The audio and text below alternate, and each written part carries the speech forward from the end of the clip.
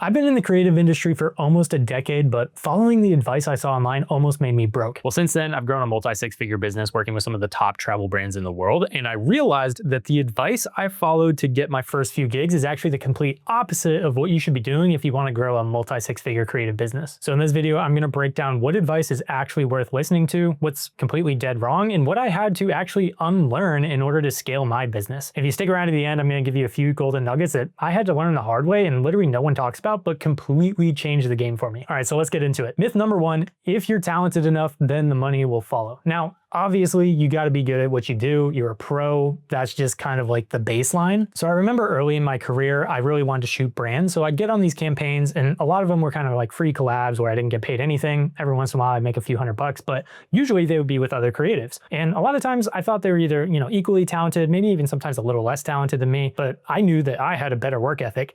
There's just one problem. For some reason, they could always get paid and I almost never could. So I was stuck, doing all these weddings and portraits to kind of pay the bills while they went on to the next well-paid campaign. And it drove me nuts. I couldn't understand why. Because I would go shoot these weddings and everyone's like, oh, your work is amazing. We love it. And I was like, yeah, that's great, but I want to work with brands. And it took me way too long to understand that these other creators weren't getting hired on these brand campaigns because they were better at shooting than me. They were actually just better at business. They were better at selling themselves, positioning themselves, and being able to communicate how their work actually brings value to the brand, which honestly, I had no idea how to do. So as you know, the market is absolutely flooded with talented people right now. And if just being talented was all it took to be able to make a sustainable career, then every talented videographer out there right now would be fully booked and they'd be millionaires. But they're not. And it's because there's an income ceiling on talent. Usually it's somewhere around 10 to 15,000 a month. Granted, you're going to be completely burnt out if you do that, and it's very inconsistent. But if you're trying to scale just on talent alone, it's not going to work. You need business skills, because the person who's a 7 out of 10 creatively, but like a 9 out of 10 on business is going to way outperform the person who's a 10 out of 10 creatively, but like a 3 out of 10 on business every single time. Which brings me to the second myth, which is if you just grow your following, then you'll pretty much get clients automatically. So I built my Instagram following to like 100,000 followers in about 2.5 years, and it was going great. I was getting tons of followers. The engagement was great. I was getting thousands of likes per post. But even though I had 100,000 followers, I was never getting DMs from potential clients. Like all the comments and DMs I got were, oh, what camera do you use? Or what settings? Or what location is this? And when I audited my followers, like, yes, it was 100K, but it was mostly like other creators and just people who generally thought my work was cool. And that's when I realized I was doing the complete wrong thing. I was building an audience of just people that wanted entertainment, not people that wanted to grow their business. And the moment that I pivoted to start making content that solved people's problems, my engagement tanked, my views tanked, but the DMs that I got started to be from people that were actually trying to solve problems in their business and actually had a budget to fix it. So if you audit your followers and your content right now and you find that most of your engagement is coming from other creators or just like random people that like your work, it's a sign that you have a targeting problem. So the fix isn't just posting more content more consistently. The fix is changing who you're posting for altogether in terms of your messaging. Now, in order to do that, we need to cover myth number 3, which is that you need to pick a niche. Now, I will say that I'm a huge fan of picking a niche. So if you're somebody who just shoots anything for anybody at any time, you're going to be cheap, you're going to be price shop, it's just going to be a bad day. So you do need to specialize. But when I first heard the advice that I need to niche down, I thought, okay, cool. Well, I like shooting travel stuff. So maybe I'll shoot, adventure content and travel and landscapes and all that kind of stuff. Like that's niching down. So I did that for a while, but then I realized that nobody in that industry really had the budget because trees and mountains don't pay. So I had to pivot and I was like, okay, so how can I actually get paid in the travel industry? And that's when I kind of stumbled on hotels because they have a budget and they constantly need to advertise, so they have a need for content. So I was like, great, that's amazing. So I didn't know anything about hotels, so I immediately started pitching the ones that I knew, which is like, Marriott's and Hilton's and all those guys. And I kept getting no's or just completely ghosted. I was confused why. And it turns out in order to shoot for them, you have to be brand approved. And that's when I realized that there's actually levels to this game, and I was on like level 0. So to simplify it, you kind of have 3 tiers of clients. On the bottom tier, you have guys between like 0 to 2 million a year in annual revenue. And these guys are super scrappy. Usually they're trying to find people as cheap as possible and they just need the work to get done.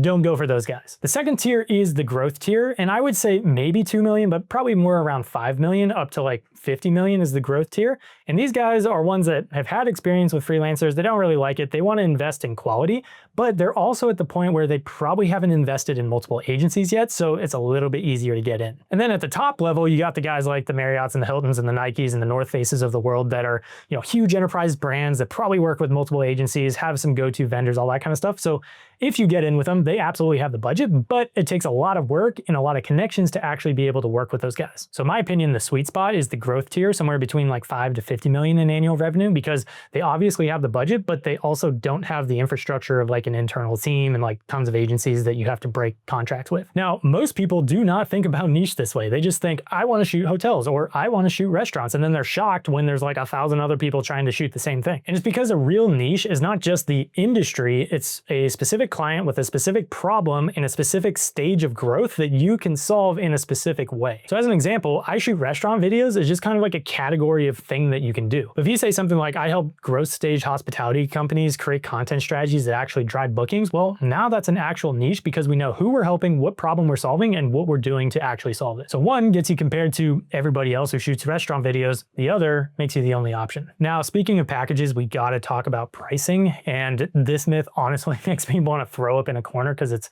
disgusting, but it's the thought that we need to charge our worth. So obviously we shouldn't be charging like $200 for a shoot that takes 8 hours. But when you charge your worth, you're almost always either scamming yourself or you're scamming a client. And I'll give you an example of this. So I was shooting behind the scenes for this major production. It was a $100,000 shoot for a mall. They're doing some lifestyle photography. It was like a 3-day production. And I was just flabbergasted because I'd never charged even close to $100,000 for a shoot. So at lunch one day, I asked the photographer, I was like, hey, I'm just curious, like, how'd you go about pricing this? And he told me that the client's not paying for photos and they're not paying for a day rate. They're actually paying for what the photos do because they were going to use it on, mall billboards. They were going to use it in international advertisements, a lot of different use cases. So really what the value of the content was more business, more awareness to the mall brand, not the photos themselves. And that completely rewired how I thought about pricing because at the time, if I were to charge my worth, it was probably, a $1,500 day rate.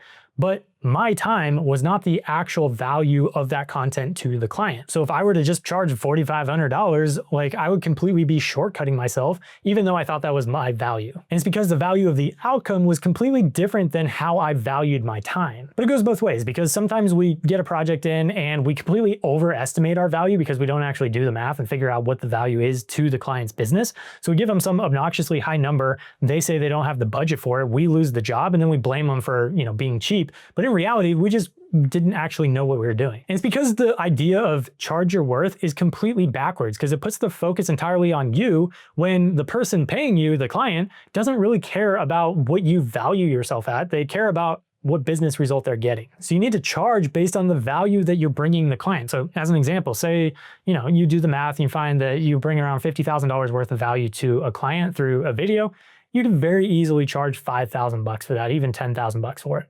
But if you don't have any concept for the value, you could say $2,000 for a video and they might think it's expensive because they have no clue what the value is and neither do you. It's because you're not selling the result, you're just selling the amount of time it takes you, and time is the worst thing that you can sell. Now, myth number 5 is a little bit new, and it's that we don't have to adapt to AI.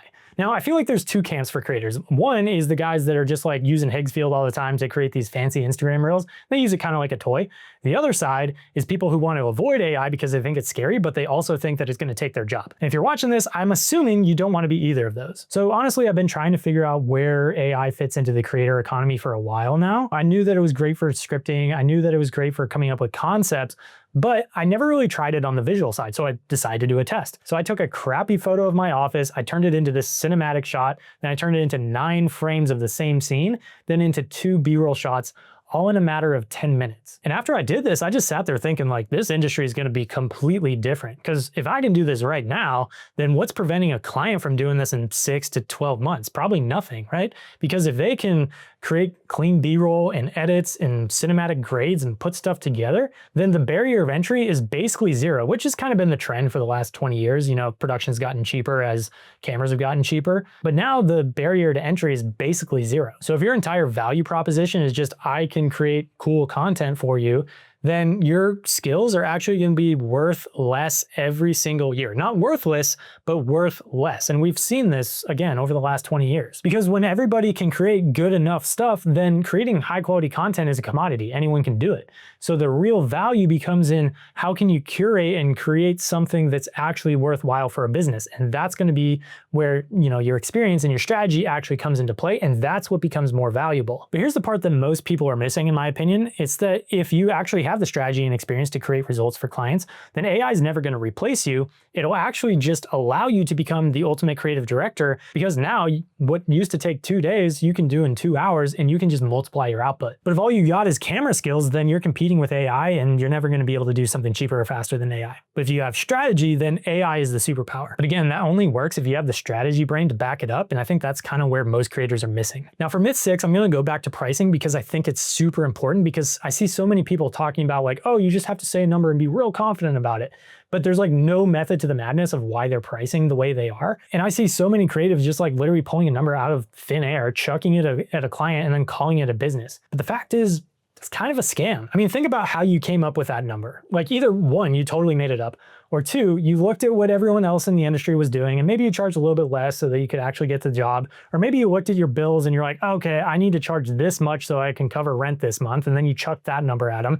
And then you were shocked when they said no, or they asked you why it cost that much. I mean, it's not pricing, it's literally just making stuff up. And in what other industry is that acceptable? Like imagine calling up a lawn care company and they ask you what the budget is and you tell them and then they make up a number on the spot. Like you would just absolutely hang up and just call the next one. Because why wouldn't you? Now, the reason that most creatives do this is because they have no idea what problem they're actually solving. They don't know the value of that problem being solved. And honestly, they don't even know how to get the outcome for the client. So they'd rather do the easy thing and just make up a number, chuck it at the client. And then when they say no, then they can justify it and they say, well, that's just how the industry is. Because it's easier than saying that they have no framework of how to price. But here's how that actually plays out. So let's assume that the client actually says yes, for a $3,000 video project. So you make the video, it's great.